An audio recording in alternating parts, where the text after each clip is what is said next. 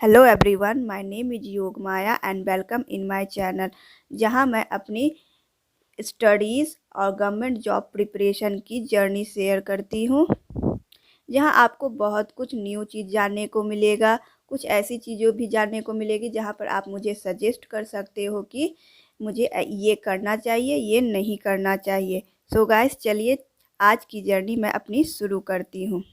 BPSC का exam 12 फरवरी को है। मैं पिछले 1 मंथ से बीपीएससी की तैयारी कर रही हूँ और इसी बीच एग्ज़ाम का फॉर्म आ गया तो मैं अप्लाई कर दी, ताकि मैं देख सकूँ कि रियल एग्ज़ाम कैसा होता है और मेरा कितना प्रिपरेशन हुआ है और कितना बचा हुआ है।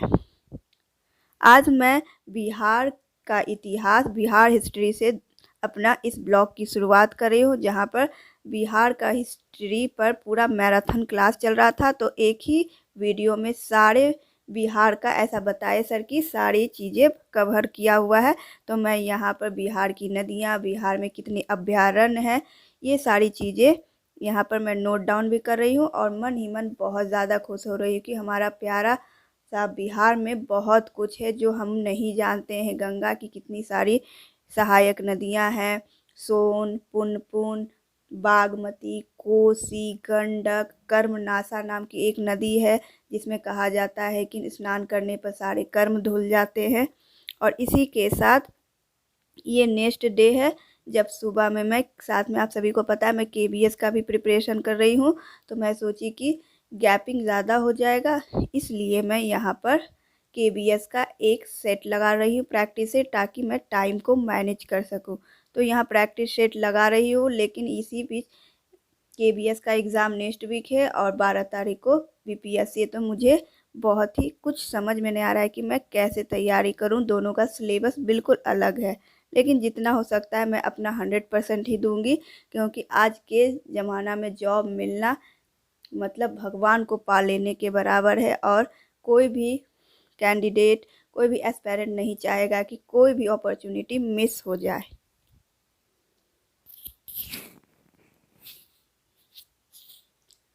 केबीएस में अगर कहें तो CDP, EVS, math, English, Hindi सारे सब्जेक्ट एक अहम रोल प्ले करते हैं। लेकिन इसका सेट लगाने से ज़्यादा ज़रूरी मुझे लगा कि इसका सारे कॉन्सेप्ट क्लियर होने बहुत ज़रूरी है। सीडीपी तो मैं कंटिन्यू पढ़ रही हूँ, ईवीएस के भी मैं तैयारी कर रही हूँ, लेकिन ये सब अगर छूट जाएगा तो बहुत ज़्यादा दिक्कत होगा। और यहाँ पर बीपीएससी की तैयारी के चक्कर में केबीएस थोड़ा सा ढीला पड़ गया है। तो मैं अब कंफ्यूज हूँ कि मैं किस पर ज़्यादा फोकस करूँ।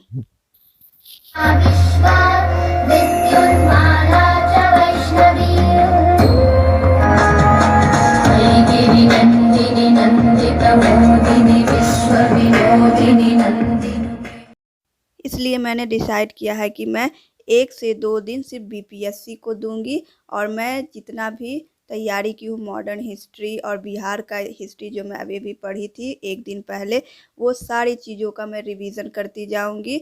उसके बाद जो भी समय बचेगा उसके बाद केबीएस का, क्योंकि केबीएस में मुझे इंग्लिश में सबसे ज़्यादा, हिंदी में डर लग रहा है। उसमें कुछ भी प्रिपरेशन नहीं हुआ है और किसी भी चीज़ को हल्के में लेना बहुत बड़ा गलती होगा।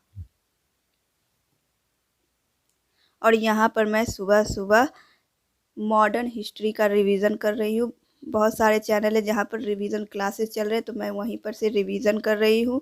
और साथ ही साथ सुबह का समय है तो चाय भी पी रही हूँ, और जो जो न्यू न्यू चीज़ें मुझे न्यू लग रहा है क्वेश्चन, उसको नोट डाउन भी कर रही हूँ, क्योंकि नेक्स्ट एग्ज़ाम की प्रिपरेशन में मुझे काम आने वाला है और करंट अफेयर को कभी मिस नहीं कर सकती।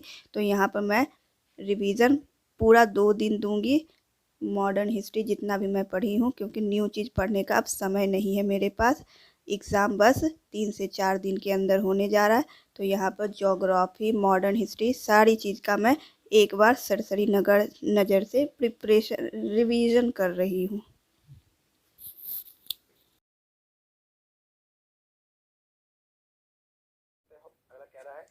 और फ्रेंड्स, ये है इतना मरुस्थल, और भी बहुत सारा है, तो मैं बताती हूँ कि ये सारे मरुस्थल आखिर बनते कैसे हैं। तो यहाँ पर ठंडी जलधारा यहाँ पर अंटार्कटिका है तो यहाँ से हवा चलती है तो यहाँ पर पूरा ठंडा हो जाता है, जिसके कारण बारिश नहीं हो पाता है।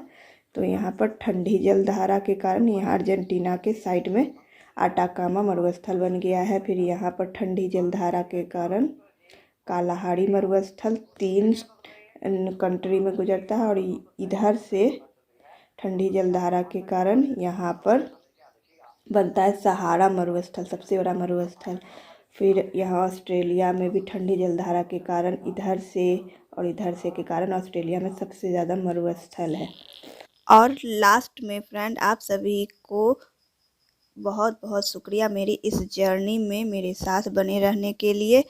और मिलती हूँ मैं आपको एक नए ब्लॉग में कुछ नए इन्फॉर्मेटिव बातों के साथ, जो कि आपके भी नॉलेज को इन्हांस करेगी और आप सभी को मोटिवेट ज़रूर करेगी कि हमें ये करना चाहिए, हमें ये नहीं करना चाहिए। क्योंकि इंसान गलतियाँ करने से ही सीखता है, लेकिन कोशिश करना कभी नहीं छोड़ना चाहिए।